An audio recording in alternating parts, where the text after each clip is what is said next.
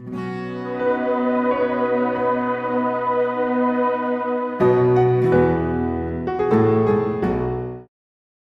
we have a question from this mic here? Sure. I just first like to say thank you for coming here. And my name is Puya. So I'm a student drama, and I come from Iran, not Iraq. Iran, the old name Persia. So I come from a religious family. My family are Muslim, but I born as a Muslim, but I didn't want to born as a Muslim because, so as a family I born, but still I haven't accepted Islam because of some certain points. My main question was about the time, like Asian time, back to the 1,000 years ago, when the time the Islam come to my country and we became a Muslim. So as I read in the history and those kind of stuff, I found it out that the Arab countries, so they attacked my country and they invade my country and they brought Islam by force without my king accepted. So Persia was an old country and it was the most civilized country from the ancient time until now. We believe a real God, we were worshipping a real God, and our religion was Zartosh. So he was a prophet also. So we believe in good deeds, good thought, good words. So even Cyrus the Great, he was the king of the world and he was doing a lot of good things. Even some people, they was confused that they called him Messiah, Masih. He was doing many good things, but he was never said, I'm a prophet, I'm a God. But even though that king, when he attacked the other country, he never killed a civilian, he never raped a woman, and he never made them to change the religion. Even somebody was worshipping a cow, he respect for them, even though he was worshipping a real God. He could make them to worship also same as what is worshipping. But in the Islam way, if you're going to promote your religion, doesn't mean that you have to force it to somebody else or you have to make them to accept that religion. Because, human being means freedom. So anyone, they should have a right, human rights.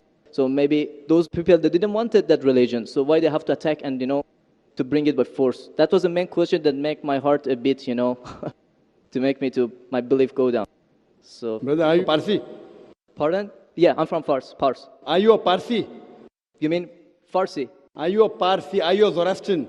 No, I'm not following any religion. You don't belong to any religion. I don't believe. But you said your parents were?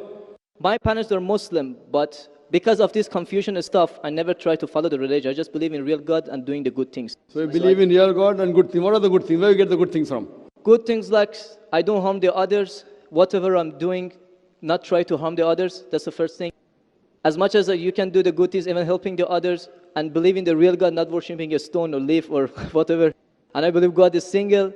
But I didn't. So you have your own philosophy. So you want to bring a new religion. I'm not going to make any religion. I'm just following my brain because as I know, God gave us a brain. So I didn't make my mind busy by following the books. When I was 10 years old, I was just thinking until now even. So I tried to follow my brain. Thinking, he's saying, God as long as not a stone. Who told you stone is not a God? Anyway, I'll answer your basic question. Your basic question is that Muslims came to Persia and they conquered and they forced people to accept Islam. So no one should force at all. I agree with you. Point to be noted is that today the media promotes that Islam was spread by the sword. I am aware that there are certain black sheep in the Muslim community and there are certain Muslim rulers who did wrong things. But as a whole, Islam was never spread by the sword. Islam was never spread by the sword. It's spread by sword. Sword. Sword means force. Force, yeah. Like you said, now Muslims came and conquered Persia, etc. You see everywhere it's happening. There are wars taking place.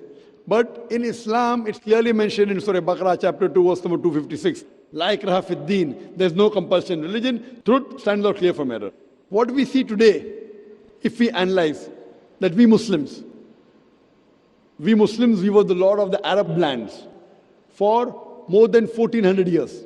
For the past 1400 years, the Muslims were the lord of the Arab lands. For a few years, the Britishers came. For a few years, the French came. But overall, the Muslims were the rulers of the Arab land. Yet today, there are more than 9 million Christians who are Coptic Christians. That means they're Christians since generation. If the Muslims wanted, they could have forced each and every non-Muslim to accept Islam at the point of the sword in the Arab land.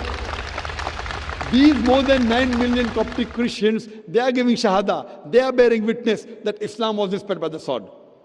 We Muslims, we ruled India for more than 1,000 years. We ruled India for more than 1,000 years.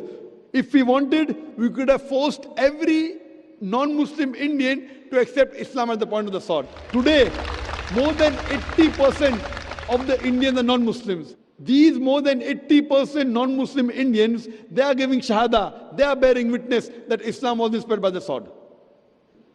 Which Muslim army has come to Indonesia? Indonesia today has the largest number of Muslims in any country, more than 200 million Muslims. In Malaysia, more than 55% of the citizens of Malaysia are Muslim. I am asking you, which Muslim army came to Malaysia?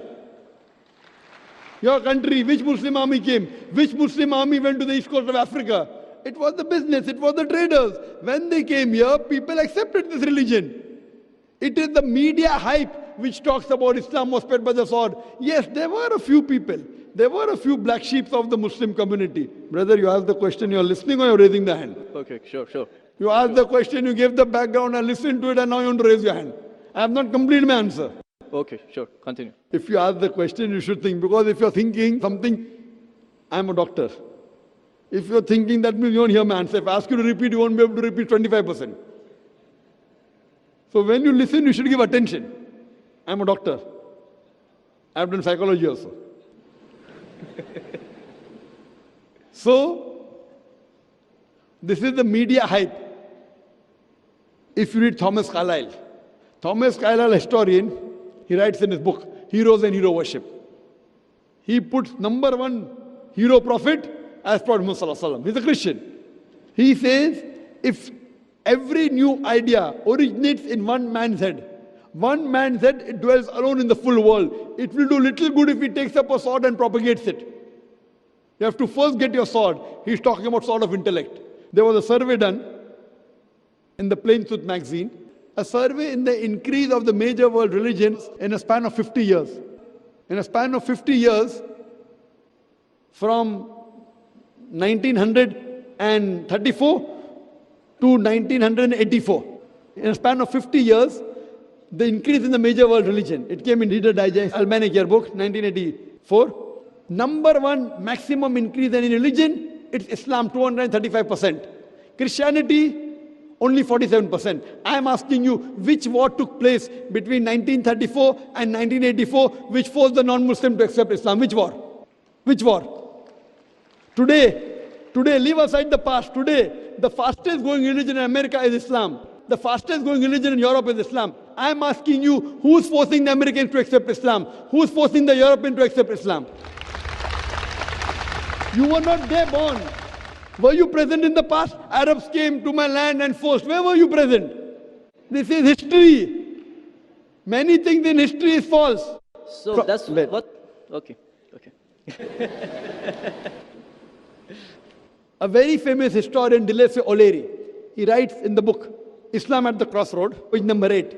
He says, history makes it clear that the legend of fanatical Muslims sweeping across the world, forcing Islam at the point of the sword, is the most fantastic, absurd myth that historians ever repeated. Who says that? Dilese O'Leary. History makes it clear that the legend of fanatical Muslims forcing Islam at the point of the sword over conquered races is the most fantastic, absurd myth that historians ever repeated. This is just in the media today. Muslim terrorist, Muslim terrorist. I am asking you, did any Muslim attack you in this country? No, never. But the media says Muslims are terrorists. Yeah, media is just nonsense. Yes, same way your history is also nonsense.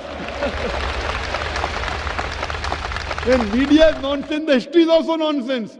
Some is correct, some is wrong. That's the reason, if you hear the answer, I would like to end my answer with a quotation of Dr. Adam Pearson. Dr. Adam Pearson says that people who worry that one day nuclear weaponry will fall in the hands of the Arabs, they fail to realize that the Islamic bomb has already been dropped. The bomb of peace. It fell the day Prophet Muhammad, peace be upon him, was born. Good. Thank you, doctor, for your answer. But the point is, I didn't get the right answer because that's not media, that's history. And history is not something that can be written the false way, because if it be written the false way, it can be changed. But that was the true history in all over the world and is written every Brother, did you hear my quotation of Dilese O'Leary? Can you repeat it? Repeat what? Repeat Dilese O'Leary's quotation. I said it twice, not once, twice. Most of my answer was once. I said twice. Now repeat it. Repeatedly 50%. So what's the point of repeating that word? I want to know whether it went into your head or not. No, because that's what is in my head that is a history first thing. I'm asking you, can you repeat the statement, the answer which I gave earlier? If you cannot repeat, that means it's useless me repeating the answer. You're not listening to me. You're thinking something. No, I'm listening to you. You're Can saying you repeat? that is media, that is false, Can you that's the history. repeat the statement of Deleuze O'Leary, a very famous historian? No, I can't. I'm saying it for third time. Listen. Listen to it and go behind the queue. Deleuze O'Leary says that history makes it clear the legend of fanatical Muslims forcing Islam at the point of the sword over conquered races is the most fantastic, absurd myth that historians have ever repeated. Deleuze O'Leary says history has been telling falsehood, and you're saying history, I believe in history. Deleuze O'Leary is saying that what history says that Muslims are forcing Islam at the point of the sword is the most fantastic myth that historians have repeated. So you have got influenced by the myth. So now think it's a myth and forget it and believe in the fact. The fact is you read the Quran, and inshallah I want you to revert to Islam. Revert back to the religion of your parents, inshallah. Okay. Okay, thank you. Thank you. In the unseen, and the unseen we only know through the Quran and the Sunnah. No person can know the unseen in its entirety except through the Quran and Sunnah. And we have Allah subhanahu wa ta'ala who has been very merciful to us to tell us what is happening in the unseen. Belief in the unseen is a very fundamental characteristic of a Muslim.